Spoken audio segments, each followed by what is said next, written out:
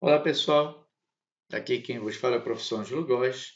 Vamos falar um pouquinho agora sobre o Iêmen e vamos adotar aqui mais uma vez o nosso mapa, o mapazinho que nós fizemos, o mapa conceitual, para se referir a esse país para ajudar na nossa análise, tem que ser breve.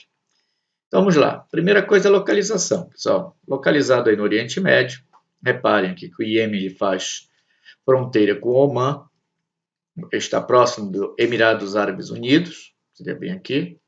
Aqui eu teria o Golfo Pérsico, o Irã, a Arábia Saudita, muito importante. Esses dois aqui seriam protagonistas dentro do nosso assunto, o Irã e a Arábia Saudita. Reparem aqui os dois, tá? E o Iêmen, ele teria, aqui eu poderia dizer, ele faz uma passagem estreita aqui para o Mar Vermelho, para o Canal de Suez, passando aqui pela Eritreia e pelo Djibouti. Aqui, olha, perto aqui da região do Chifre da África, com a Somália e a Etiópia. Então, aqui eu teria o continente africano, já nesta área aqui, onde o cursor está aparecendo, e eu teria o Iêmen em uma localização bastante estratégica. Então, vamos lá.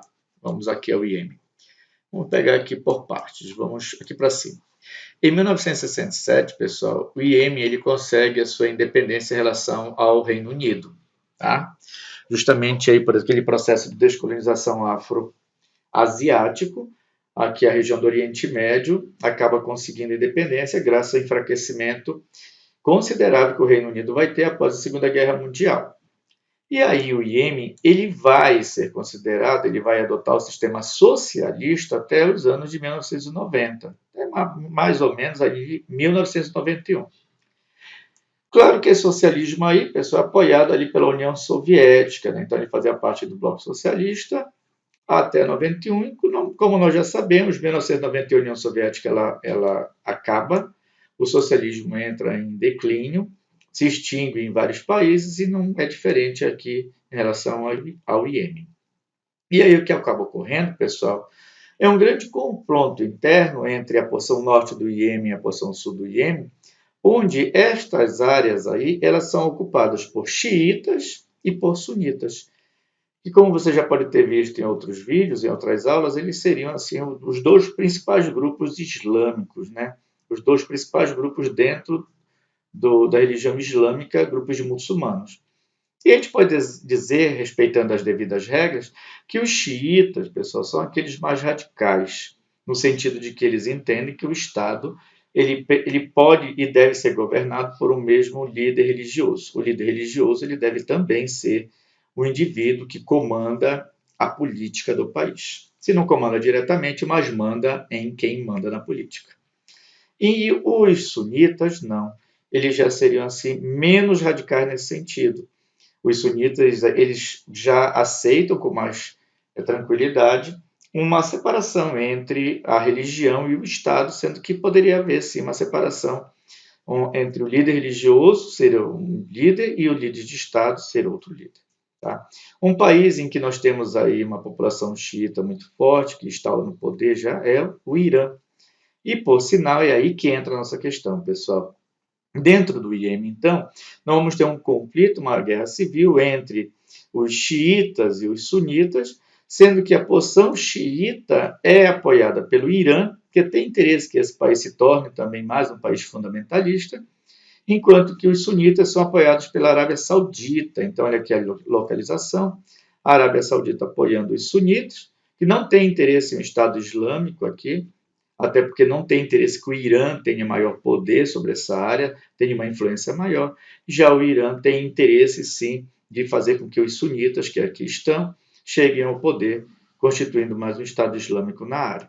Tá? Então, essa seria basicamente o que leva a esse conflito aí no Iêmen. Então, pessoal, a coisa piora mesmo de fato é com a Primavera Árabe. A Primavera Árabe, nós sabemos, foi um conjunto de mudanças, de transformações, de rebeliões, de manifestações que aconteceram no norte da África e no Oriente Médio. Ela chega aqui ao Iêmen e no Iêmen ela obriga o presidente Ali Abdullah Salem a sair fora, a rasgar, como se diz no dia a dia, né? Ele estava no poder há 33 anos, então ele vai capitular e ele sai daí deixando seu vice. Isso ocorre em 2011. O vice dele, pessoal, o Abdel Rabu Mansur al-Hadi, então vamos chamar só de Hadi, ele assume o poder a partir de uma eleição de um só candidato. Tá? O Hadi ele passa a perseguir sistematicamente os seus opositores. E quem são os seus opositores, pessoal? Eles seriam aqui justamente os iemenitas, que têm uma base xiita. Eles são chamados lá no Iêmen de Houthis ou Houthis. Tá? Os Houthis ou Houthis, eles são perseguidos sistematicamente pelo Hadi, ou Hadi, tá? Que foi o vice-presidente que se tornou presidente. Bem, pessoal, é evidente que esse pessoal aqui, os xiitas apoiados aí pelo Irã, eles não vão deixar por menos, então eles acabam ocupando partes consideráveis do Iêmen, botam o Hadi para correr, ele acaba se refugiando na Arábia Saudita, e um grupo de países se reúne, uma gangue de países se reúne para tentar sufocar esse grupo xiita dentro do Iêmen, que seria aqui, por exemplo, a própria Arábia Saudita, o Kuwait, a Jordânia, o Sudão, o Bahrein, o Egito, os Emirados Árabes Unidos e o Catar. Então, essa gangue de países forma uma coalizão para sufocar o movimento Houthi, porque todos eles, de uma certa maneira, têm um medinho, sim, de que esses grupos radicais xiitas cheguem ao poder, tirando essas elites que estão constituídas há décadas em cada um desses países aí, esses sheiks, enfim, então, uma espécie de reis, verdadeiramente falando. Bem, os Houthis, eles acabam tomando conta de grande parte do Iêmen, como eu já disse, chegando até a capital Sanaã. Tá? Então, é uma verdadeira guerra civil, estão se matando nesse exato momento, bem provavelmente eles estão se atacando. Quem é que entra na jogada aí, pessoal? Cara, quem entra na jogada agora é a Rússia. A Rússia também vendendo armamentos aí para os Houthis. A Rússia também apoiando esses grupos mais radicais aí, claro, que a Arábia Saudita é um aliado histórico dos Estados Unidos, puxa para o lado dos Estados Unidos. Os Estados Unidos não têm interesse desse grupo radical islâmico se estabelecer no Iêmen por causa do petróleo e da geopolítica do local. E, evidentemente, que a Rússia, então, entra na jogada, juntamente com a Síria, tá, que já é um desafeto dos Estados Unidos, e o Irã. Então, olha aí, interessante, né, esse pacotinho aqui, apoiando aqui os Houthis aí lá no Iêmen contra os sunitas, que são apoiados pela Arábia Saudita. Recentemente, um drone acabou bombardeando os poços de petróleo lá da Arábia Saudita, e o presidente Donald Trump, o atual presidente dos Estados Unidos, disse que estava pensando seriamente em atacar o Irã por conta dessa atitude.